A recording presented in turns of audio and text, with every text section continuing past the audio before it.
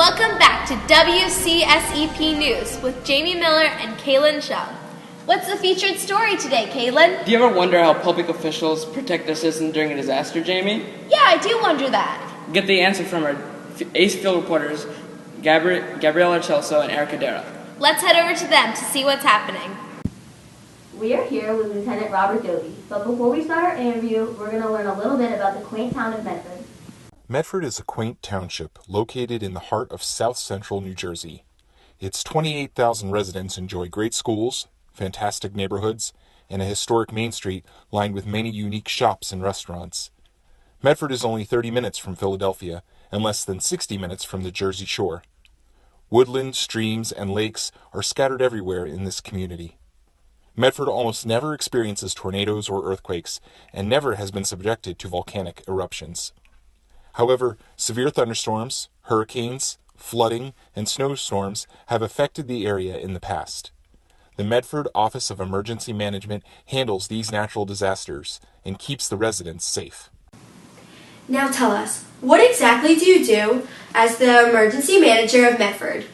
Well, as the emergency manager, I have the overall responsibility for planning and preparation for large disasters such as wildfires or floods.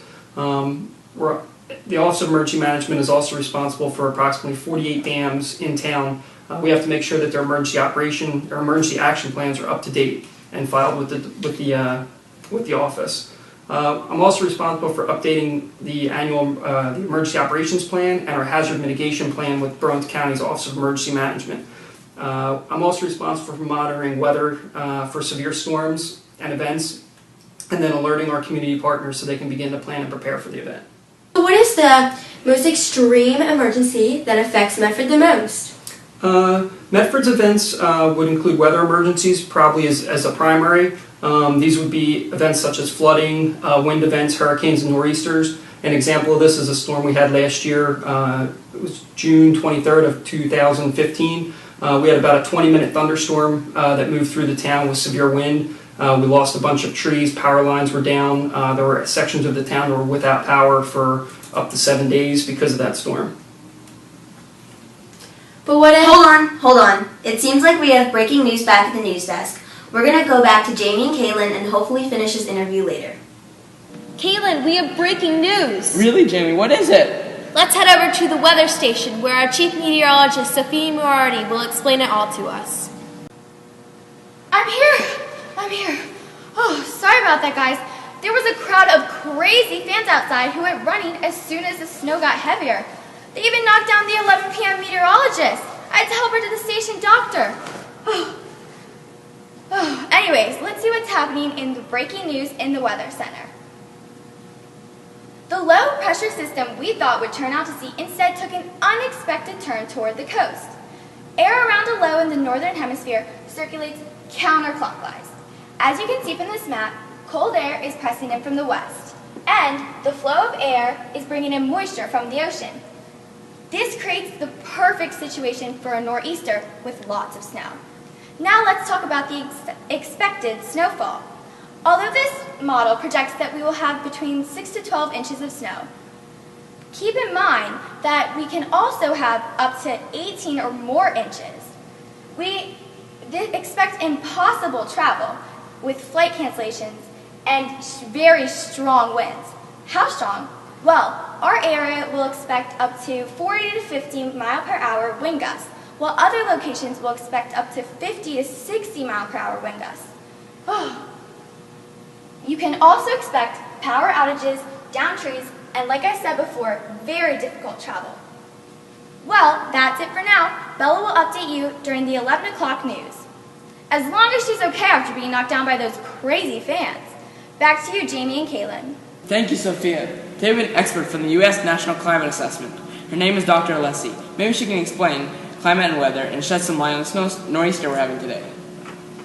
Thank you for having me, Kaylin and Jamie. I'm so excited to be on the show today. My team and I have spent many years researching how climate change is going to affect the globe, but specifically the Northeast and New Jersey. What have you determined in your studies? In my studies, we have determined how we are going to have heavier precipitation events in the future. What does this mean for the general population? What it means is that we need to educate ourselves about climate change. For example, knowing the difference between climate and weather. So, what is the difference between weather and climate? Well, Hold that thought, Dr. Alessi. We're going to take a commercial break and come back to you in 30 seconds. How can global warming be happening when it's so cold outside? Mom? First of all, we don't call it global warming in this house. We call it climate change. Second of all, don't you know the difference between weather and climate? No, I don't. Well, weather varies. One day it could be hot, next day it could be freezing cold. But climate that's the average of weather over a long period of time. And climate is changing. That's a lot of information. Is there an easier way to remember it? Well, weather is the clothes you are wearing, and climate is the clothes in your closet. Wow, that makes it much easier. Where'd you learn that? I learned at the Medford Science Summit last year. It was so much fun. You should come with me this year. I think I will. Well, that was convenient. Yeah, a commercial about weather and climate. Well, Dr. Alessi, do you want to finish up? well, I just wanted to bring with me this great book, and it helps wrap up how climate change is affecting us and how we should learn how to be more resilient. Thank you, Dr. Alessi, for coming. I think, Jamie, we have time to go back to our reporters out on the field. Yeah, they're asking the critical questions about our town's safety. Let's head back to them. Thank you, Jamie and Kaylin. Good thing you're back, because you're going to want to listen to some of these next important questions. Wow, we're lucky we just happened to be here doing this interview, because now we can ask questions about the storm. So, how will you communicate with citizens during this snowstorm? Well, we can use traditional methods such as radio and TV announcements like this. These can be done over public networks or private channels such as LDTV.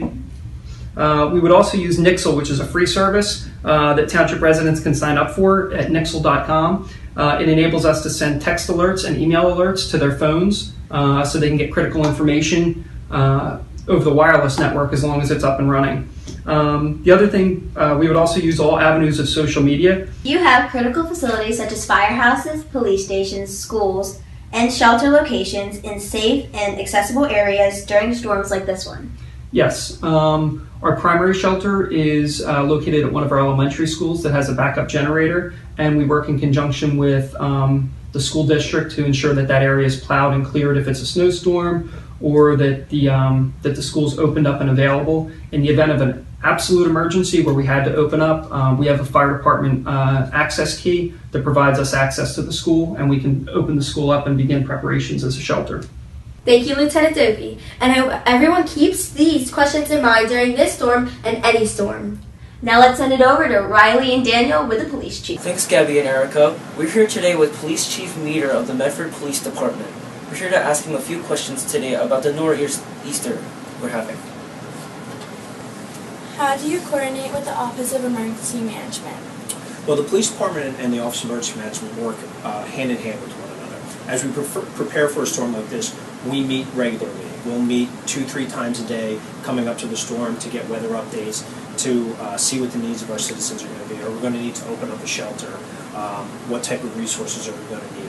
And then during the course of the storm, we'll meet here in the Emergency Operations Center, and everything that we do will be in coordination through the Office of Emergency Management. If the Emergency Management Director determines that he needs to declare a state of emergency, that then gives me some authority that otherwise I wouldn't have. But we'll do that all here in the Emergency Operations Center at the Police Department. Are there any responsibilities that only the police force can handle? Yes, there are a number of responsibilities that only we can do. Even in a state of emergency or a nor'easter, we're the only ones who can do any type of law enforcement duties. Response to burglaries, response to any type of criminal activity, things along those lines. We are also, by law, the only people that can direct traffic. While there may be fire department and personnel that can block roads, we're the only ones that can go out there and direct traffic. And again, as the chief of police, in a state of emergency, I have some authority where I can remove vehicles from roadways without authorization. And there are things like that that only the police are allowed to do. So our citizens are very worried about this snowstorm. Do you have a message for our citizens? I do. I would tell the citizens that the police, fire, and EMS department, and emergency management department of Medford Township are very well prepared for this. We've done it a number of times in the past. We will be communicating with them throughout the storm, through social media, through the internet, through reverse 911 if need be. But we're prepared for this. I would also ask that residents stay inside. Don't come out if you don't need to. Let the people that need to be out here use the roads to do what they need to do. Give us time to clear the roads, and we'll get through this like we do every storm. Thank you, Chief Meter. Now to Jamie and Kaylin. That's only if the storm hasn't blown them away. Where is everyone? Guess I came a little early for the 11 o'clock show. I was just out front, and a group of crazy fans tackled me. They were running away from that crazy snowstorm. They took my jacket, they took my pants, and even put me on crutches. First they're doing the wave, then they're dancing, then they're saying hi. Didn't even ask me for an autograph. But anyway, guys, it's crazy out there. Stay home and stay safe. I'll see you guys at 11.